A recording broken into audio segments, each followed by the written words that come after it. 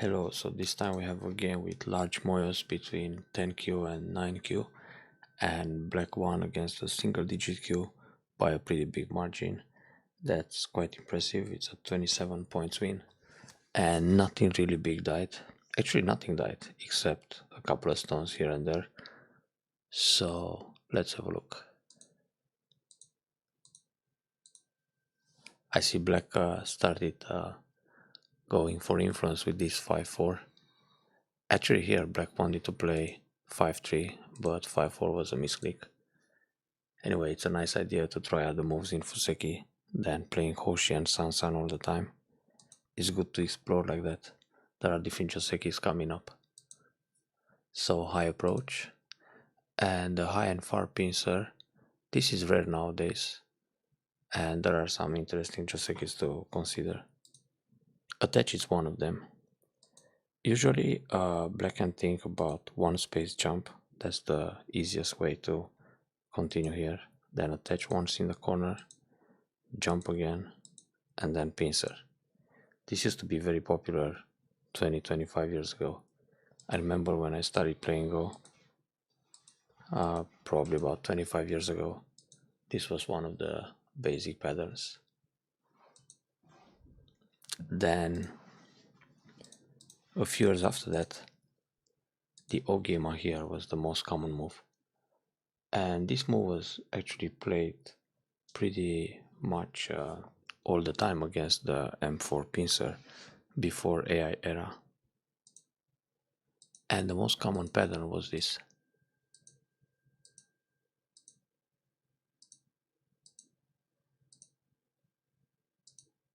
I can extend one line further here, but usually this tight extension. So in this pattern, black is fixing the corner with 11 and white gets to make a base on the right side. And it's a pretty peaceful variation. There are some more complicated ones, but it's not the case to get into those kind of details right now. So black decided r5 in order to go for outside influence. Now here, white's actual move in the game was q4, but white can think about Hane under and Hane up, cut and fight. Let's check a few Josekis here. So when Hane down, black can pull back, and white has two options, either Hane or Nobi.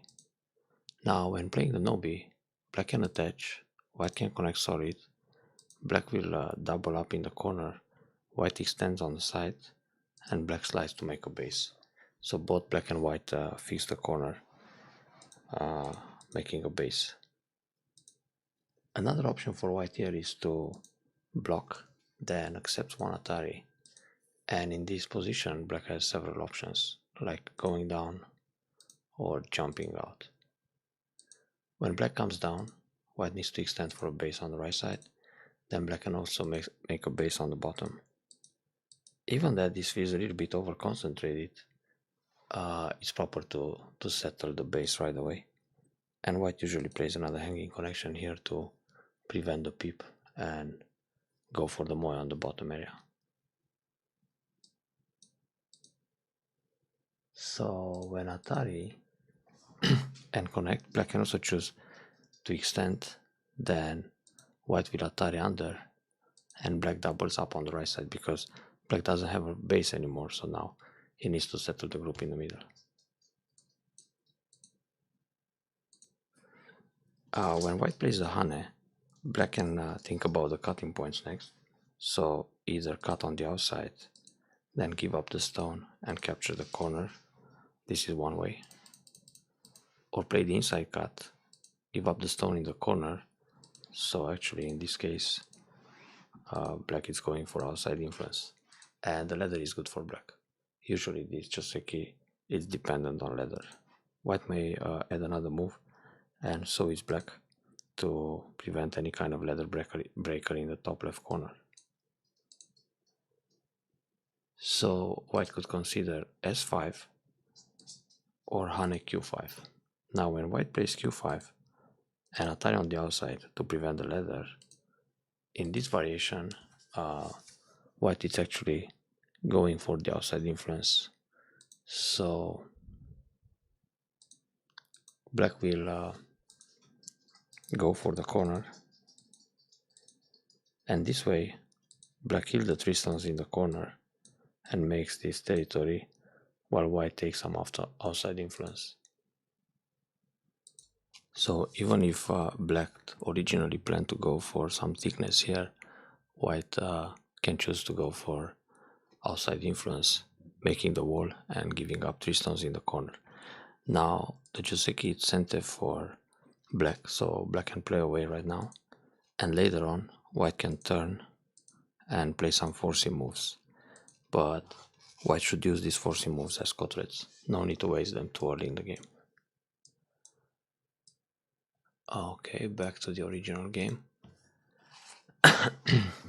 Another variation here, when black is choosing the Ogema, this is inspired from AlphaGo. Instead of playing the honey in the corner, the bots prefer to push and capture 1 stone.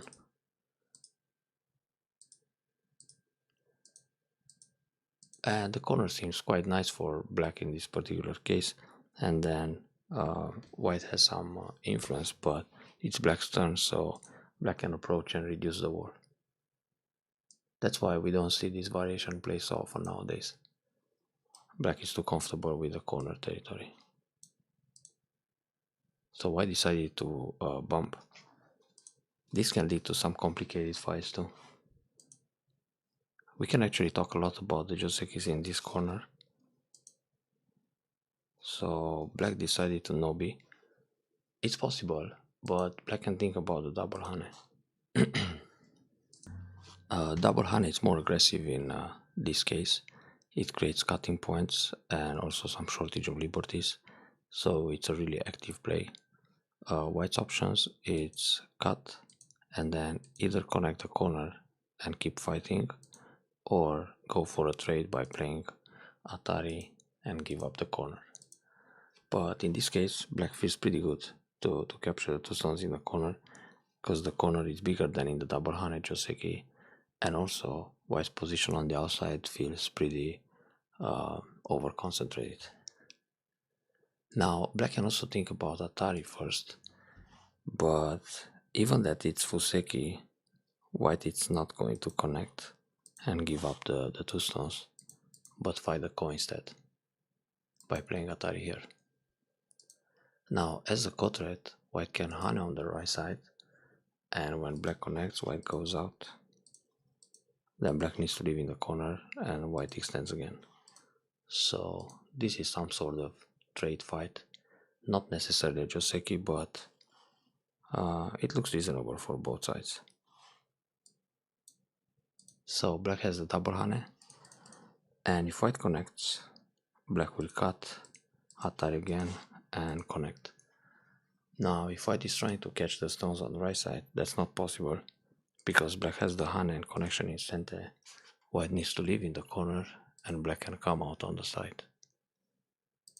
So this fight is actually okay for black, because white is contained in the corner and it's going to run out with the floating group at 06, and black can build while attacking on the right side. So there's nothing to complain. Also black can make a base on the bottom. So once again, the double honey seems better than 04. Now pushing here, actually it's a little bit of ajikeshi, because black can use the cut and then the other cut. Now this kind of fight can become complicated too. So if white tries to resist, white needs to capture this stone in a ladder, and black has the squeeze, which makes white over concentrated and then turn in the corner. So there are only 2 liberties for white right now. If white plays the honey trying to catch the group in the corner, then black goes down, and honey also. Black has 4 against 3, so black will win this semi by 1 liberty. This is quite nice for black, so we can say white collapsed. but white can try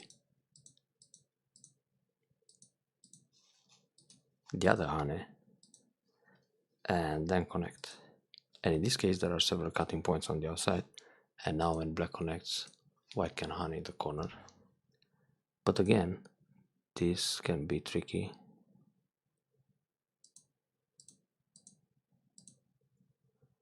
Well, this time white wins the semi because he can make an eye. So anyway, there's edge in the corner, and therefore black shouldn't push to get rid of it or to fix it. Also, black can just think about jumping out to fix the cuts. And this is a very powerful shape for the right side. So push along, then extend. Normally the vital point here is 06 still.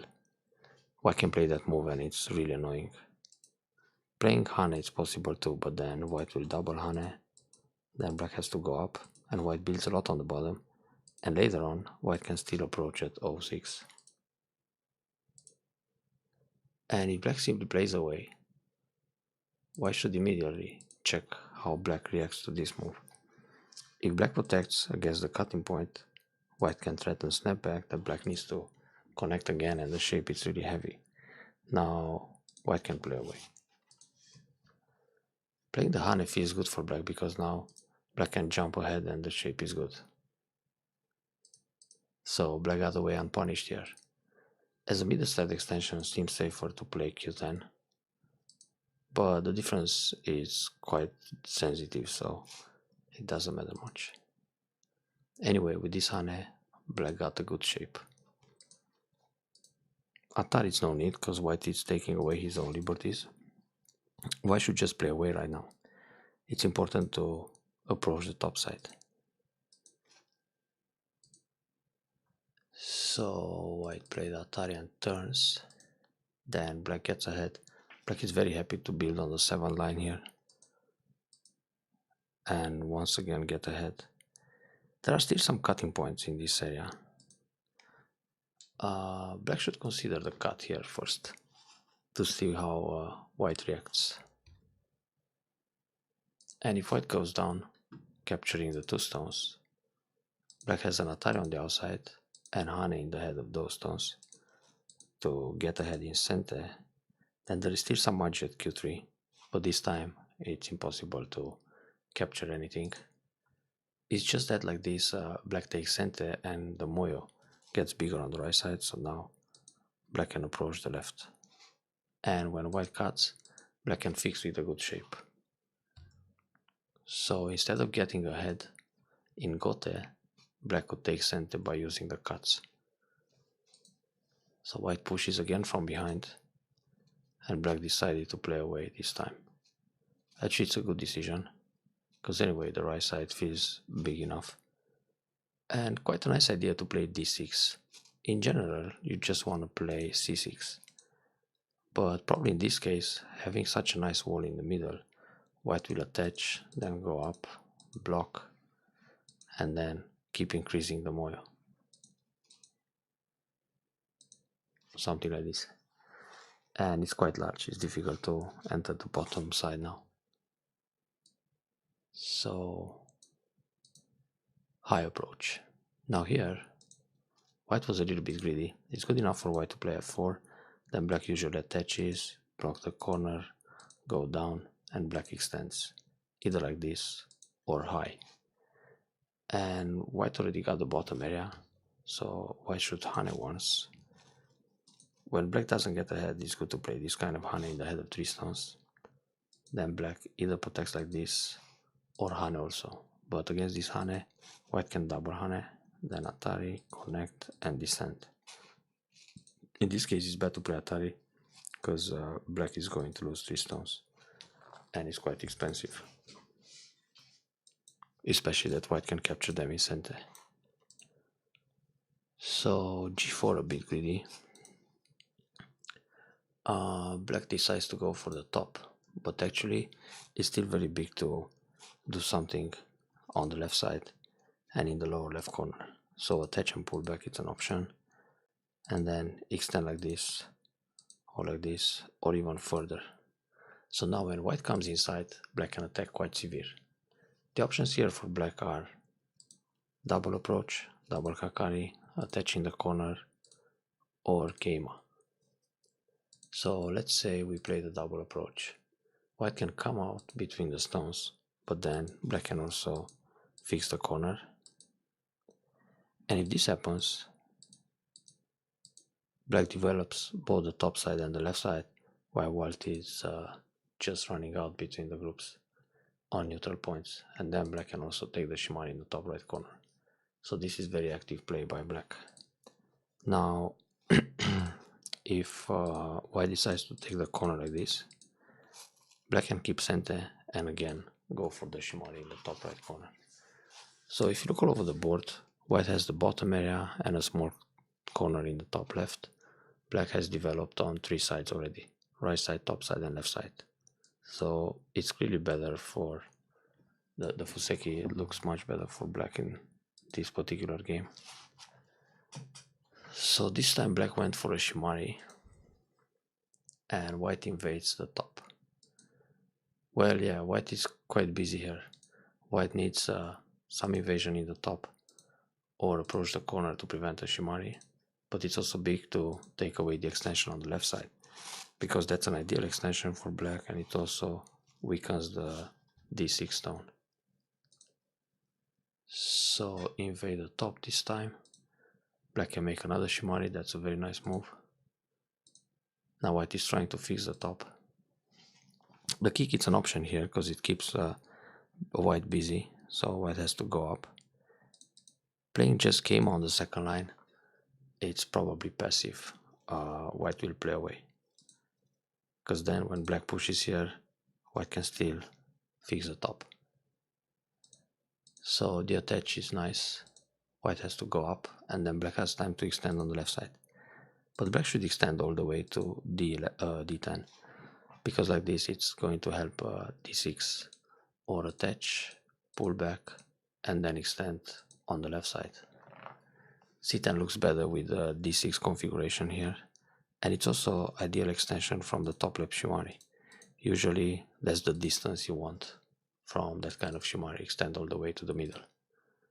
Playing d12, this leaves a big gap between the mark stones, so white can come inside easily with an invasion of d9, for example. And then d6 is pretty lonely and thin, so even if attaching the corner and pull back, now black doesn't have room to extend, so he needs to jump out, and this is totally different. Now black is on the run. Oh, so white was busy securing the top more, but playing this kind of move is good for black. Black is happy to block like that. Instead of jumping, shoot hane in the head of 2 stones. If white ignores this kind of hane and plays away, let's say white plays this invasion, black has the L17 key point to invade the top and then connect under with hane. And now connect again and take away white space, so white must turn here. This feels over concentrated for white.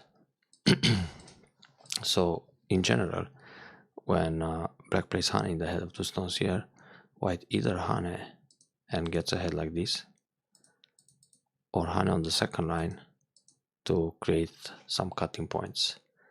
And now black can connect solid or extend with no b, threatening to invade the top.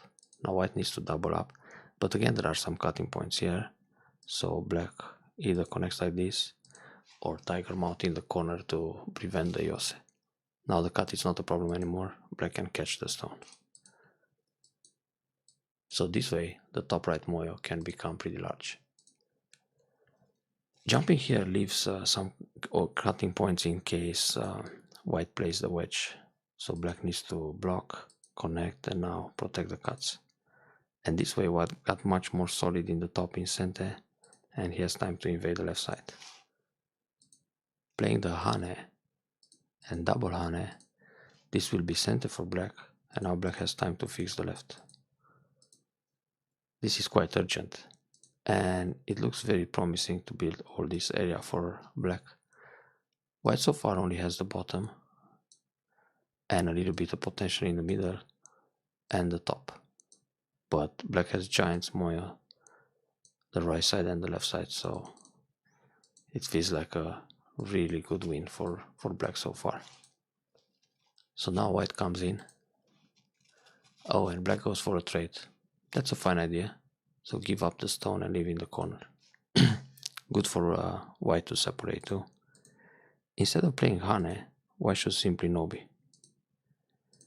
Because when black plays the Keima here, white has the attach and sacrifice one stone.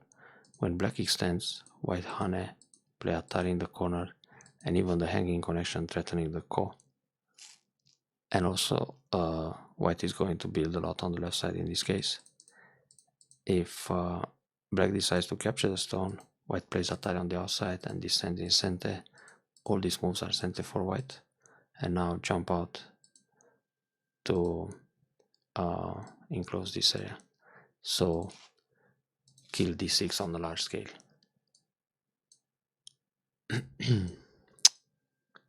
Hane the head of the stones. Black should Hane e2 first. And after white plays the Nobi, push one more. Even peep once, just to give white a bad shape, because now it became an empty triangle here. And then Hane and connect on the left side. So this way black leaves in center, and now black needs some kind of reducing move on the sector line around J8. So Hane in this direction first, and then the other one. Well, we end up with the same result, so it's okay. Let's see what happens if white is playing this move. Now if black cuts, white can come out, and black is not completely alive in the corner, so black still needs Hane and hanging connection. Then white can protect again on the left side. If black tries to catch the two stones on the left side, it doesn't work, because white can cut first. And after white defends on the left side, black still has to come back and live in the corner. And then white will attack the heavy group again. So that's why it's better for black to push e2 first. And then Hane in the corner at b4 to create the cutting points. This is the right order of moves. So black found the right reducing move. It's good to go on this line because it's the imaginary line between d9 and n8, so it's pretty much on this border. If black goes too deep, trying for example this peep and then something like j5, white will cap and surround everything. So it's not too easy to live inside. There is not enough space for two eyes here. Therefore, it's a better idea to approach from the outside. Because now, if white just protects j6 and black jumps again, threatening to connect to d6, let's say white protects this area too, and now black comes out. White is still not going to build that much on the bottom area, so the right side and the top left are big enough for black to win this game. So that's the safe way. This might be a little deep,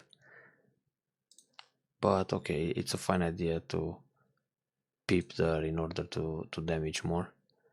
So the plan was, if white protects, black jumps back, and then white needs to come back and protect more.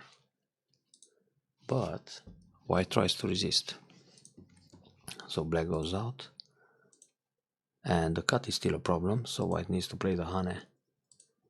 Oh, I push here. This push is no need, because anyway, black connects. So the thing is, in this kind of position, if white plays j7, black has the connection at k8, and if white plays k8, white can connect j7. So black has me either, therefore white shouldn't try any of those moves. Just connect back like this. So now if black connects in order to stress the cutting point, this is a bad shape for black, and white finally has to come back and keep safe. Playing like this, when black connects h7, it's hurt. So now Hane, the clamp is good, but instead of cutting, which is a misread, black should just play Atari first. Now when white connects, black captures a stone. If white connects here, black can cut. But it's still quite difficult to catch that group in the center, especially now that white has some forcing moves and then jump out. And black is also kind of thin with the bottom group. So black has to run out to stay connected. So, well, cutting here looks like a misclick, but actually it was some sort of brain lag. And now white captures 2 stones happily to connect, and black has to run out. The fastest way to escape from this area is to jump with Ik and Toby. Okay, good, to space jump to go out faster. Where here, white doesn't need Atari on 1 stone, just Hane, and black has to get ahead. In fact, this Hane is no need. Black is already fine, so better block like this. Keep center, also one space jump once, and then secure the middle, get ahead again. Because if white plays the Nobi here, black can still go out. And the Hane are not a problem either. If white tries to cut, the letters are working, so black can connect. Atari was too small at h5. This Hane is big, because it creates the clamp in the corner. So white should protect r2. When r2 and black goes Hane in the corner, white can block. And when black connects, white is center. Playing r3, the endgame is different. Now white needs another move, s2 in this case. So white plays 2 moves there instead of 1. This attach, it's a nice idea. It creates some cutting points and makes the territory bigger on the left side. So Hane Nobi, very good. Yeah, that's a pretty big point, and 15 to create cuts and take away liberties and also prevent the wedge. And playing the Hane and connect here is very big too, because it creates the clamp RG here, which is going to be played pretty soon. So black keeps the right side. Black can block 1 line bigger, because when one pushes, just block so nothing happens. No way for white to live inside, even if it's P13 instead of Q13. So Hane, block, and Hane again. Oh, the actual move was the jump, but it's okay to block, because here black has time to play Atari, white needs to connect, and black will connect also, or solid. If white cuts, this move doesn't work, because when black captures, white is in Atari, so white needs to connect here first, and black has time to fix the problem. And if white plays Atari to try a squeeze, he doesn't have enough liberties to fight the semi on the right side. Or does it? Tuck, tuck, tuck.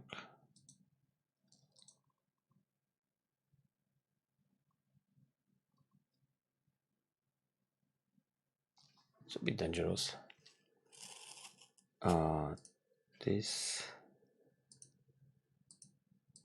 Oh, that can be a problem. And if Hane cut doesn't work, because even if black plays the squeeze, white can connect under. Okay, so there is AG. And this is not enough for black to win the semi. White is still faster here. Go. Okay, so in this case, black has to go down once. And now when white wedges, Atari, connect, and then connect again. So black can still block this way. Playing the jump, black loses a few more points. So if Atari, white connects, and black has the double hanging connection, and on the Hane just cut Atari connect, now black is fine. Well, it's similar.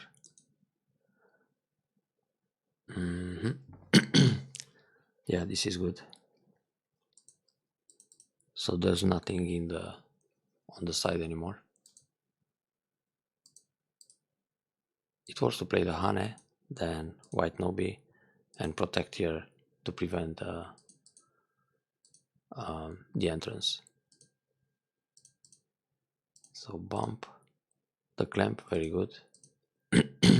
White can play the block, then Atari from the outside, black captures and white blocks. So later white can take back the stone in Ko. But like this, black just reduces a lot. And another clamp, very good. But this one ended up Gote.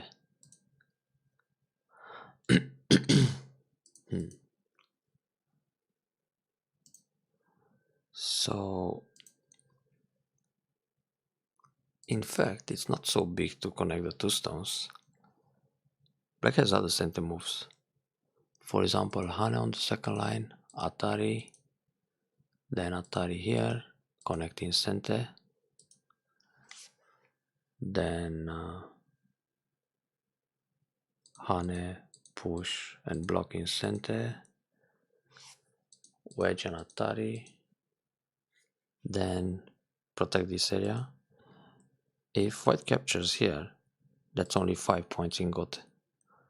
Also Hane here in center is big. And then connect the stone on the left side. This is bigger than 5 points. And also blocking at f15. So like this black can win on a larger scale. And that was Gote. Pushing here, it's a bit greedy. Should block right away. Because white can play in center here anytime. And then if white comes back to protect the g15, that's only 1 point. So black still has the option to play g15 eventually. Like this, white can push in center several times. White should push more. And oops, misclick. Then Atari. But it doesn't matter. Already black is winning by a lot. Well, in fact, black is winning for quite some time. This leaves a cotret, so it's better to connect. Solid. And before connecting, should Atari, and then Atari again, and connect here. It's all center, and after that come and play the Gote move. That's better timing. Okay, it still happened. Proper way to protect the corner.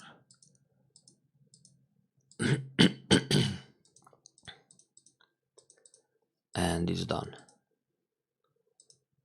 Very good, solid win from the beginning to the end. A nice idea to play the reducing move around J7 instead of going, or what it was, J8, instead of going too deep inside. Well done on this one.